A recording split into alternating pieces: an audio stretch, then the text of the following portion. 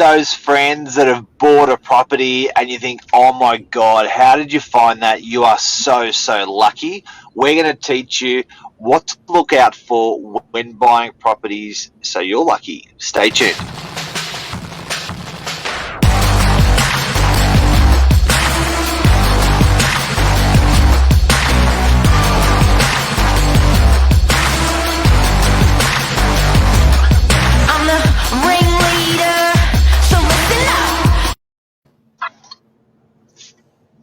Mr. Novak, we all need some luck in our lives, don't we? We do. We do. And what do they say? The harder you work, the luckier you get. That probably comes down and into account when you're on your property search as well. I know from experience there are some people that you come across that really go all in with their due diligence. There are some people that just sort of jump in straight away without looking at much else. So there's a lot of different ways people look and buy property within, I think. What are the sort of things that you would look out for on your generic property search, just to start off the topic, and then we'll get into the hidden feature side of things? So I say, what's that question again? What are some of the things you... Yeah, what are some of the standard things you'd be looking at? And then what are some of the things, let's go into from the other side, the more complex things that maybe the more experienced buyer would be keeping an eye out for, whether it's contractually, whether it's, other things. Yeah, well, and what gave us the incentive to talk about this on the show today was James has got this incredible property, waterfront Sylvania, and we were trying to project to the market the hidden gems that are in there. We thought, oh my God, if people missed these hidden gems, they could be royally screwed. If people find these hidden gems, they are absolutely going to profit so hard from something like this, because those benefits aren't obvious. And just to give you a taste of what we're going to talk about, that this particular property that you have in Sylvania, which none of us really spoke about as a sales team, but it actually had a half a metre or 1 metre walkway. I think it's more like 1 metre, James. Yeah. From the house down to the beach. Then it opened out to about a 30 metre squared, 50 metre squared pad of land, which went onto a beach.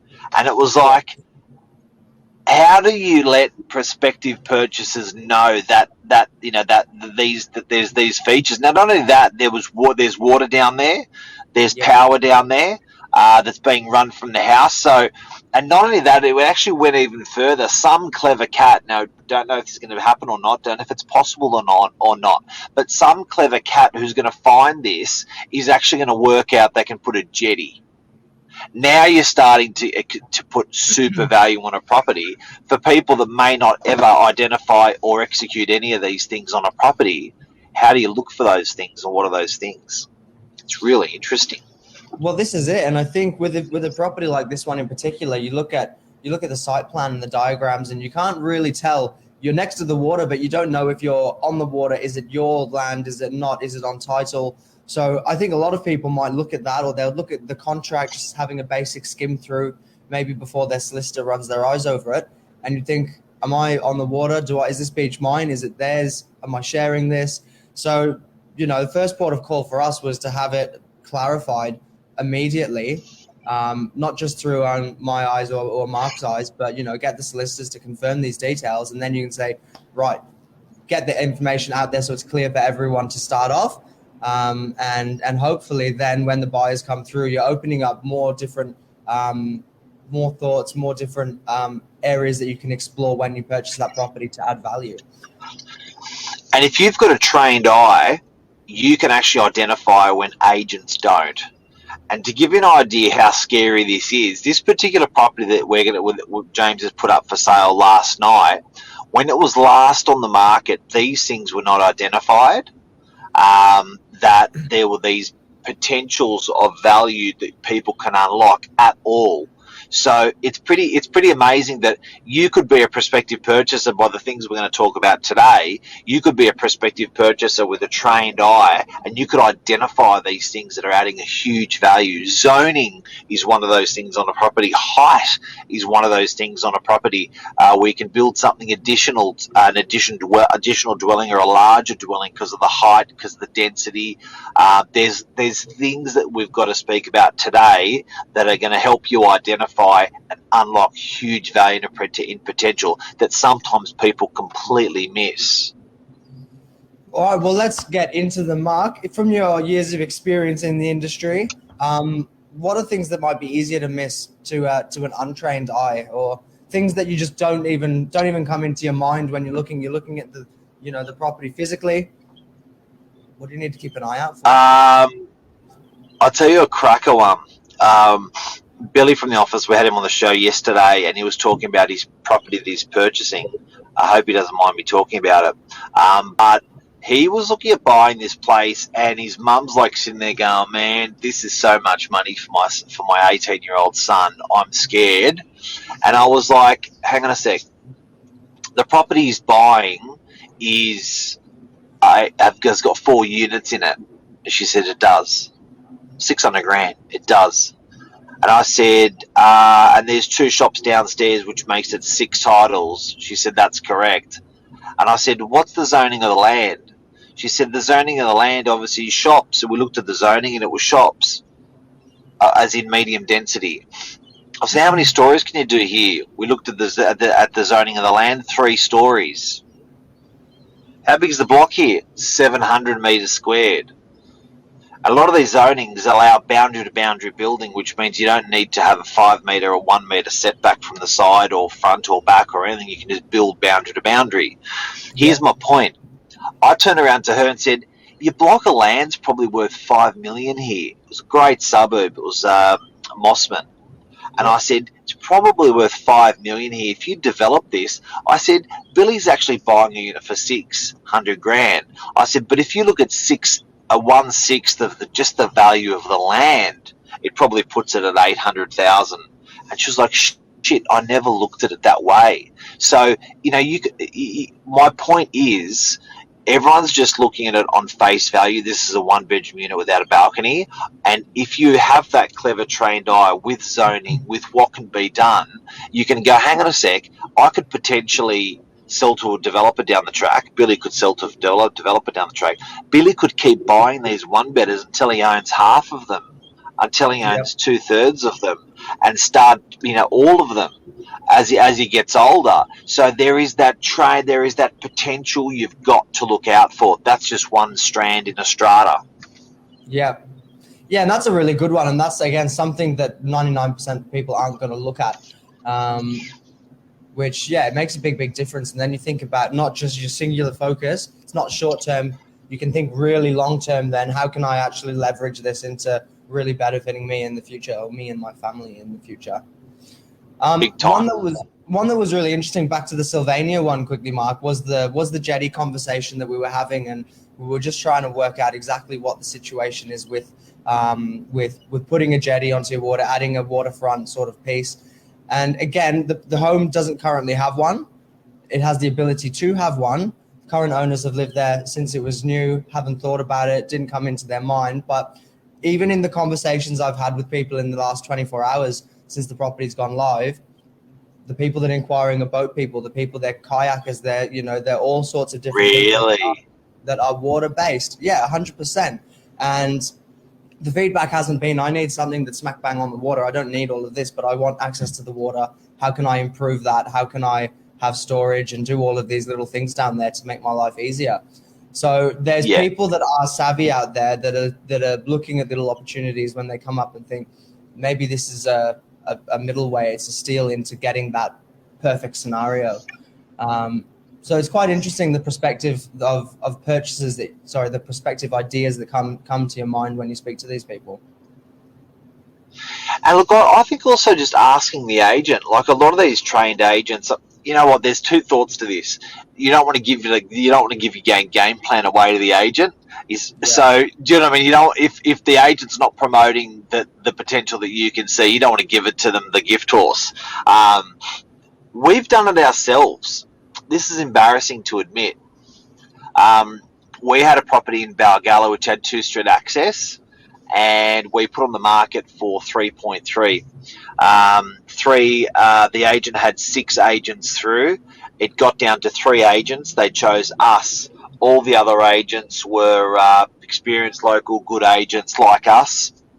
3.3 it was sold for, and everyone fell off their chair. They could not believe that it actually got that much money. Now, this is the embarrassing bit. The guy turned around 6 months later and rung us up for an appraisal. Right. For Left the original house and now has a block of land he wants to sell. Yeah, right. So the original house is the market. So without the market moving, because we all know that's crazy, but without the market moving, the original house was 2.8 to 3 because it had a block chopped off the back, but it had its own street access. The new block of land was worth 2. Yeah, right. How long did it take for him to get his DA and his subdivision all approved? I know the time. 14 weeks. 14 weeks. So that's growing your assets value by by 40% in 14 weeks, plus capital growth. Under our nose. Now, the agent did not promote subdivision potential. No agent saw or promoted, or when they were pricing for the client subdivision, the potential. The client didn't see subdivision potential. But sometimes, if people just rip it. I want to say good morning to Luke Moroney. Buy the house in the best street, in the best suburb. Buy the unit, then the best street. And look for opportunities. You know what? Buyers agents are good for seeing these opportunities as well. There is a shitload of money in property. And guys, this is a live show. If you do have any questions, comments, make sure you're on the Novak Facebook channel and make the comments. Ask the questions. We're here to answer. Any other things, Luke? I'd love to know if you've seen any ones that you've loaded up and made a customer a fortune amount of money because you've seen potential that nobody else has seen. We've talked about today, before we close up, we've talked about seeing subdivision potentials. We've talked about seeing, like Jetty or potential like with zonings and stuff like that. The zoning change is very speculative. I probably wouldn't put this one in here. I'm talking about stuff that's clear, present, can be done straight away. What else have you seen before we go as a nugget, James? Well, on the zoning one, very, very quickly, we had the 7 Morgan Road that we previously sold up in Belrose, and that had the zoning was undetermined. So it left just grey, as opposed to, as you said, something you can do immediately. So again, some people would look at that and they think, can I subdivide this? This is a 7,000 square meter block. What can I do? What's my potential? There's so many little things. So have a good lawyer by your side, have a good real estate agent in your pocket, have a buyer's agent if you're buying out of town. It just comes down to having the correct information or seeing the correct information with the facts in front of you. And often, as you say, they're not presented immediately. You have to dig them up. So, yeah, I think it just comes down to your due diligence and what's Luke said here, just buying potential when agents don't take it to market, more so agent sellers looking for a quick sale. Well, that's what buyers agents are able to do, thankfully, for them. Well, what happened with Parr Road? Do you remember Parr Road for $2 million? Yep. Well, that was it. It's like the flash sale. You can go into that one if you want. The owner was didn't want it, was going to pass, didn't want it to go to public trustee, and wanted it to sell and settle, which means the $2 million had to be fronted up, and the keys were handed over within 7 days.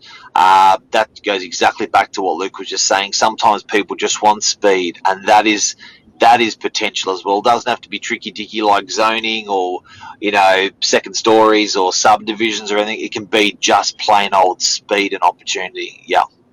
Yep. So again, situational. Speak to all of the people in your corner, and hopefully you'll make some informed decisions on your property journey. So And guys, look for the hidden gems for sure. There's some of them. They're under your nose. Yep. Literally. All right. Thanks, Mark. James, I think that's thanks, a wrap. James.